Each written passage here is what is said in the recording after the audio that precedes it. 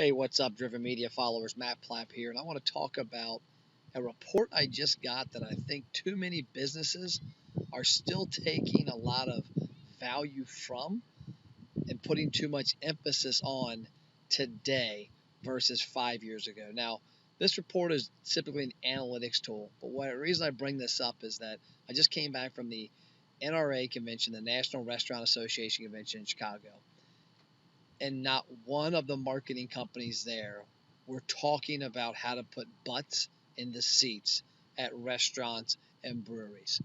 And one of the problems I saw are reports like this. People are hung up on analytics and engagement and reach and the metrics that reports like this show when they're thinking about social media. You need to change your mind on how you're thinking about social media.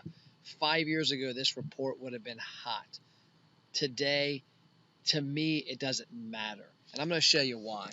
So we're going to go down this report. And again, this company is simply a tool that provides reporting.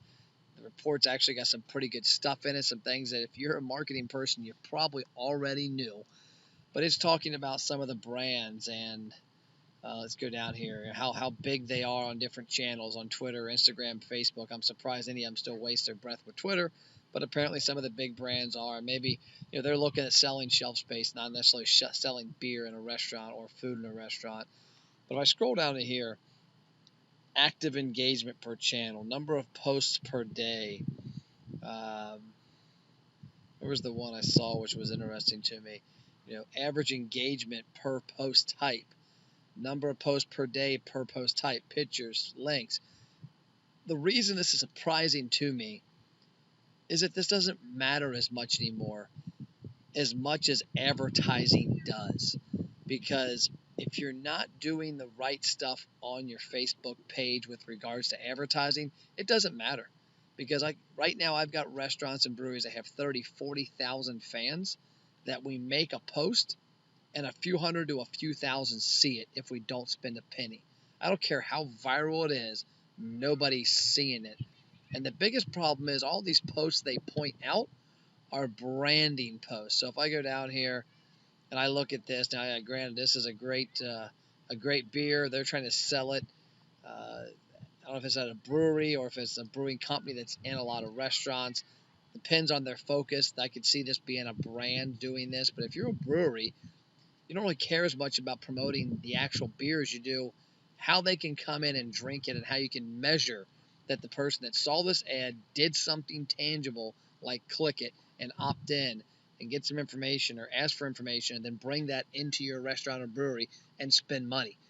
Because I can tell you, I know a lot of businesses that are spending thousands of dollars per month on engagement and likes and reach. And that's what this report's about. It's showing the different types of posts on Instagram and who's leading and what types of posts are getting the most engagement. And, nothing wrong with this company. Again, they provide a product that is a measurement product, a analytics reporting, I guess you could say, for social media. It looks to be a pretty robust product. But at the end of the day, that's not putting butts in your seat. So when you think about your marketing in 2017, do me a favor and do yourself a favor and think about profits and sales. And think about, do you care if somebody engaged in a post you made? Or do you care if they took an action, you got their contact info, and they came into your restaurant and bought a growler and a Hoxton? That's all I've got for you. If you need help with marketing, we're the ROI Experts, ROIexperts.net, Matt Plapp, Driven Media Solutions. We'd love to help you out. Have a good night.